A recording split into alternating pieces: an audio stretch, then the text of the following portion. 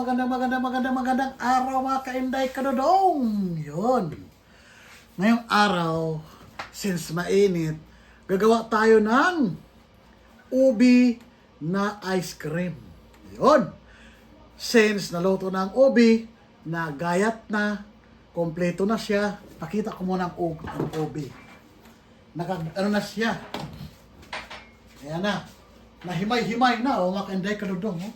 Yan, ubi yan. Yan. Magsasalang ako ng dalawa para sa ating ubi ice cream. Ito talaga, pruta ano talaga. Totoo na ubi, hindi yung ubi na sinasabi, ay, flavored ubi na ice cream. Yan, mayroon pa isa dito. Yan. Yan, o, di ba? Yan, o, ubing-ubi. Yan ang ice cream natin ngayon. Kasi, sabihin natin, sawa na tayo sa ubi, kumakain. Ubi jam, mga paano. Gagawa tayo ng paraan. Ito lang ingredients natin. Ubi, may kondensada, may ibap. Yan. Ito. Kasi kadalasan mga kainday kadodong, sawa na tayo sa ubi na, ay, sa probinsya kasi, ano lang yan, binabalatan ni nanay, tapos kakainin, ano sa asukal, ganon, tapos minsan binabayo yan, tapos ginagawang ubi jam. Tapos sa mga matanda, bawal daw bayuhin ang ubi kasi makagaba daw. Sus, tunong-tunuuhan. Kasi kaya kung mahulog ang ubi dati, halik-halikan yun kasi ano daw, may pamahiin mo kumbaga sa mga matanda natin na yung ubi daw kailan huwag ihulog. Pag mahulog, halik-halikan yan. Kayo ano naalala nyo ng mga kabataan nyo na nakita nyo sa mga lolo at lola nyo na kung mahulog ang ubi, kunin agad yan. Halik-halikan na, ay, sorry, ganon. Kasi daw, may ano daw, may dalang, ganito, pamahain natin mga lolo to, alam naman mga lolo at lola. Pero sa totoo lang talaga, siguro proteksyonan lang ng lolo at lola natin yung ubi, bakit ayaw mahulog para hindi siya masugatan, para pagbenta natin, mataas ang value. Pangalawa, para di siya masugatan, para pag maitanim, oras na itanim siya, walang mga sugat-sugat yung ubi. Yun din siguro ang parang, pero hindi naman natin kasi alam yung totoong meaning talaga kung bakit na noong unang panahon ang ubi ay talagang hinalik-halikan nila kung mahulog. Saka bawal sugat-sugatan. Bawal din nila babayuhin kasi sa Mabisaya daw sabi may gaba daw siya. Pero hindi naman siguro kasi pagkain yan, part yan pagkain nating mga tao sa mundo. Siguro yun lang ang paniniwala na sa atin naman ngayon kasi sa mga new generation ang ubi marami itong ginagawa. May ubi halaya, ubi jam, ubi ice cream, ubi, lahat marami na magawa sa ubi. O diba? Kasi matalino na ang mga tao ngayon. Ayun. Umpisahan na natin. Ang ano talaga ng ubi lang natin, ubi ice cream. Ito na nga yung ubi na nakagrate na. Tapos kondensada, ibap. Okay. Ngayon gagawin natin mga kainday kadodong. Nakaready na yung gamit, may kutsara, may can opener. Ngayon, since dalawa ito, hati ko lang nito, hati nito. Yun ang diskarte dito sa pag-ano. Bubuksan ko muna mga kainday kadodong. Yan. Alam mo naman, sa panahon ng tag-init, kailangan natin dumiskarte na malamigan tayo kasi sabi na nila, sa panahon ng tag-init, lalo na sa Cavite, kasi ngayon daw, napakataas ng heat index dito sa Cavite. Umabot daw ng 43 pataas. Na magtrabaho kami, sus, Ginoo. Sobrang init, mag-alikabok, napakadami. Kaya mga kamay namin, no, sugat-sugat na, oh. Yan. Tingnan mo kuko, sugat-sugat na yan. Pero ganoon talaga, as part na magtatrabaho tayo, patuloy, walang titigil. Ngayon, since ano na, gagawa na tayo ng ice cream. Bubuksan na natin to lata. Yan. Ganon siguro para ano. Ayan. Ayan, buksan na natin. Makainday kadudong. Ay. Tumagas pa. Tumagas makainday kadudong. Yan. Yan ang kondensada. Yan. Ayan na. Nasingaw na siya. Kailangan natin. Ba't ayaw niya?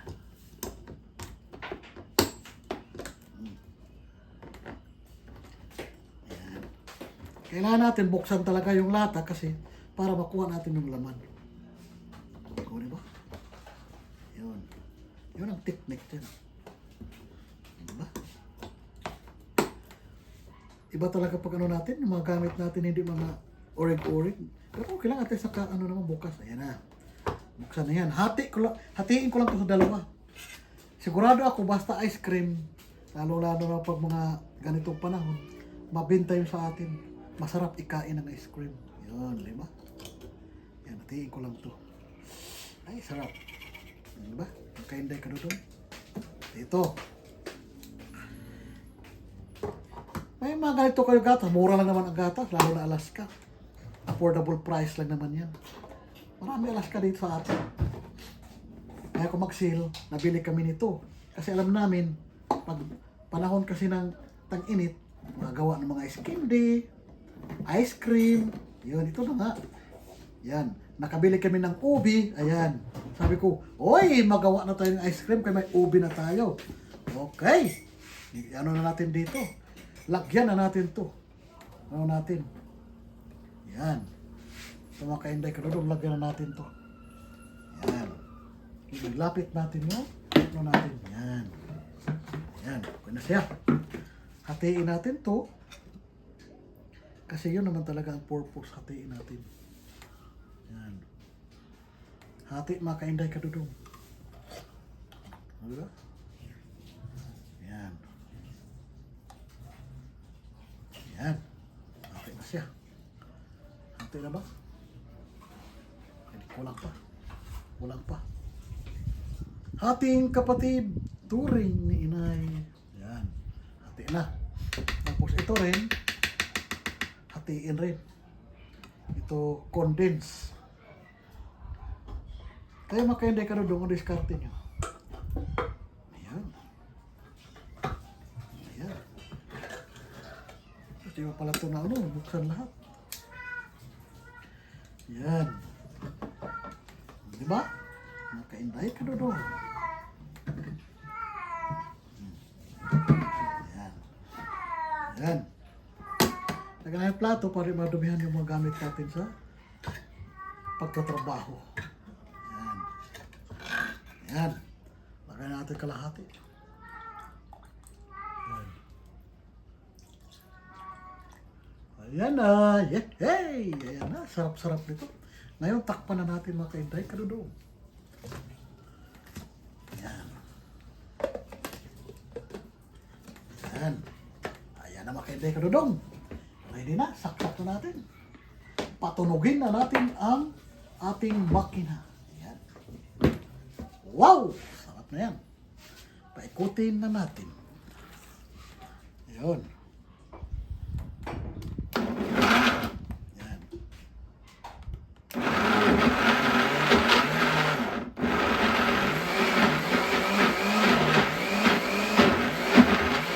Diba?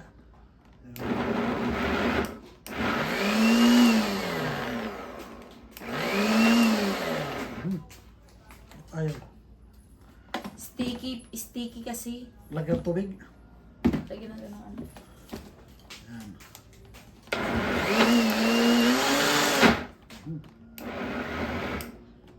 Tubig. Ayan. Sticky siya. Sticky. Super sticky. Ayan. Yung mainit-init siguro ma. Ayan. Sarap kasi ng ano, ubi. Ayan. Okay na yan. Ubos ko to. Wow. Sarap-sarap yung mga kinday ka na doon. Lagyan natin kasi sticky kasi ang ano, yung ubi. Ay, sarap talaga nito. Mga ice cream mga kinday ka na doon. Talagang, ito na talaga yung paborito kong panahon. Mag-ice cream na lang. Ayan. Ayan. Ayan, oo.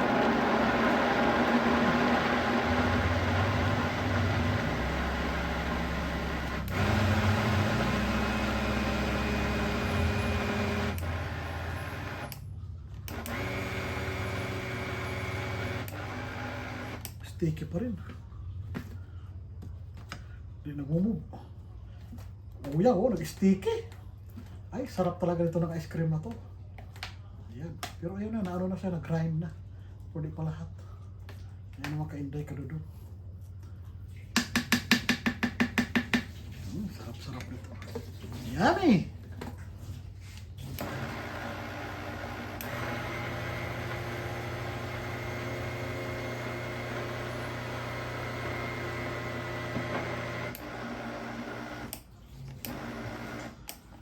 Nag-sticky. Wow! Ito talaga yung pang ice cream. Pero ano na siya? Tawag doon? Lusaw na. Ayan. Lusaw na siya. Magiling na siya.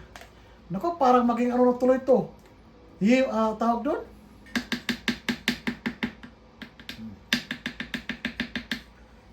Isang ikot. Maging ubi halaya tuloy ito pa. Ubi halaya. Pwede mo nga lagyan ng chocolate. Ubi chocolate. Wala na. Ano? Tama na yun. Okay na, lagay ko dito. Yung sa lagyan ng ice cream. Mali. Papers. Ice cream. Yan eh, mga kainday. Kadudo. Diba dalawa yan? Oo. Yan. Stop ko muna. No, sige.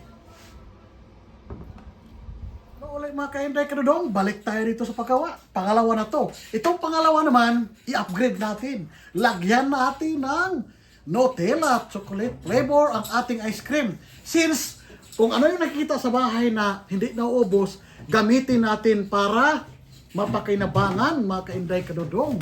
Yun naman talaga ang purpose natin para di masira yung mga ano natin, mga halimbawa, mga palaman ng ating anak. Kailangan natin gamitin. Ngayon, ilagay na natin to. Yung ganito. Ubusin na natin. Yan. Ayan. Upgraded ito pangalawa ha. May Nutella. Wow, social naman ni Inday and Dudong. May paganong-ganon pa. O, diba? Saan ka pa? May mga ganitong flavor. O, diba? Yan. O, diba? Ganon ang flavor. Social ng Inday ang Kadudong. May. Yun. O, diba? Yan. Yun. Yun, ang Kainday Kadudong. May flavor siya. Tapos, doon. Ito, lubusin na natin. Wow! Kasarap ito mga Kainday Kadudong. Tapos, ilagay na natin to. Yung Nutella. Nutella. Ihalo ko ma? Oo. Yan. Kutsara dapat. Parang, Dumikit. yung isa. May ano? Okay lang yan. Ubusin mo na. Ubusin mo na. Yan. O di ba mga Kainday Kadudong, upgraded nito pangalawa na ice cream. May Nutella. Yan. Sarap niya, no? Yan. Naku, dalawa flavor ng ice cream namin. Ano kaya unahin namin dito pag kumain? Sigurado ako ito muna. May Nutella kasi parang kakaiba ito. Kakaibang ice cream. Yan. O diba? Yan. O diba? Mga Kainday Kadudong. Yan.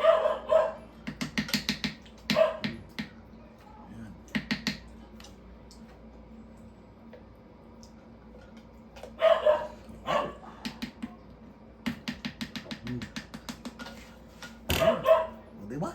Ang dami. Dami flavor ng ice cream namin. Ayun. O diba? Yan na. Sus, marami masyado. Tiraan pa natin ng pang-flavor tinapay. Marami. Tama na. Yan, para ano yung marami Ayan. Sticking Nutella. ubi chocolate flavor. Obi chocolate flavor ice cream. Wow. Social. Ayan, no? Mama Kainday Kadudong. Ayan.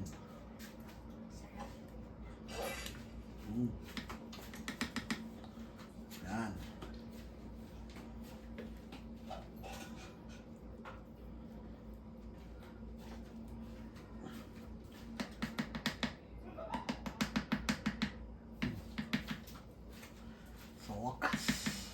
Mga boss, mga kainday kadudong. Kaya kainday kadudong ha, huwag mo kaligtaan panoorin yung ano namin, vlog namin.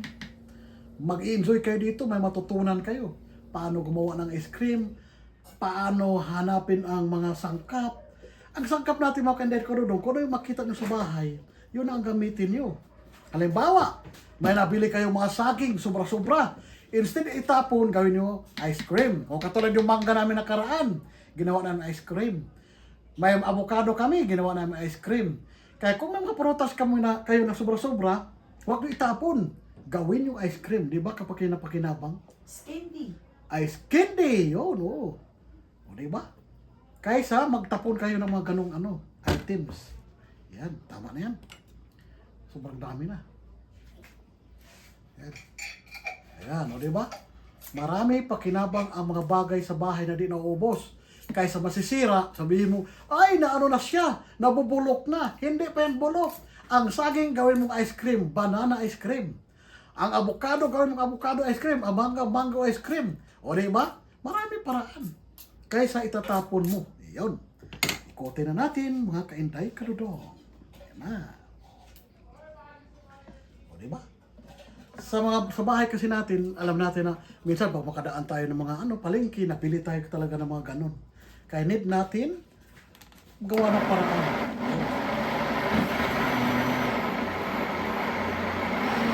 Ayan, naghalo na nga. Ice cream na, oh. Diba?